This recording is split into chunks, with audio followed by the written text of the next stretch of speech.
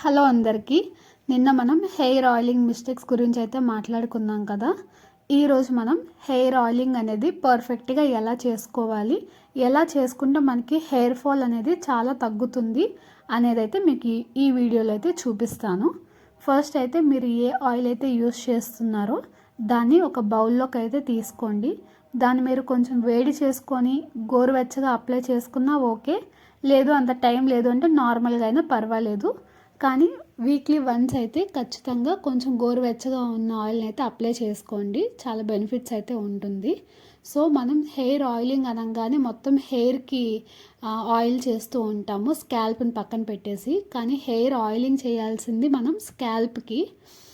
మనం first hair అనేవి పార్టీషన్స్గా తీసుకొని హెయిర్ స్కాల్ప్కి వచ్చేసి మనం ట్యాప్ చేసుకుంటూ రావాలి. ఆయిల్ని రబ్ చేయకూడదు. రబ్ చేయడం వల్ల మనకి అది ఇరిటేషన్ వచ్చి హెయిర్ బ్రేకేజ్ అవుతుంది అనమాట. హెయిర్ బ్రేకేజ్ అంటేనే హెయిర్ ఫాల్ అనమాట. సో స్కాల్ప్కి అలా ట్యాప్ చేసుకుంటూ రావాలి. సో లెన్స్కి వచ్చేసి హెయిర్ లెన్స్కి వన్స్ స్కాల్ప్కి మొత్తం మీరు పట్టించేసిన తరువాత లెన్స్కి కొంచెం గ్రీజీగా ఉంది హెయిర్ లెంత్ అనేసి అనుకున్నప్పుడు కొంచెం ఆయిల్ తీసుకొని అప్లై చేసుకుంటే సరిపోతుంది. మన మెయిన్ ఫోకస్ మొత్తం హెయిర్ స్కాల్ప్కే అంటించాలి. హెయిర్ ఆయిలింగ్ మొత్తం హెయిర్ స్కాల్ప్కే చేయాలి. అప్పుడే మనకి హెయిర్ గ్రోత్ కూడా మనకి ఉంటుంది. లెన్స్కి లాస్ట్లో అనమాట కొంచెం సరిపోతుంది. సో నెక్స్ట్ హెయిర్ ఆయిలింగ్ అయిన తర్వాత మీరు మసాజ్ ఖచ్చితంగా చేయాలి. ఎందుకంటే మన బ్లడ్ సర్క్యులేషన్ అనేది బాగా ఫ్లో అయ్యి మనకి హెయిర్ గ్రోత్ అనేది బాగా ఉంటుందన్నమాట. హెయిర్ ఆయిలింగ్ కూడా మొత్తం స్ప్రెడ్ అయ్యి మంచిగా ఉంటుంది. సో మీ దగ్గర ఇలాంటి మసాజర్ లేకపోతే తీసుకోండి, లేదు అంటే ఫింగర్ టిప్స్తో అయితే చేసుకోండి.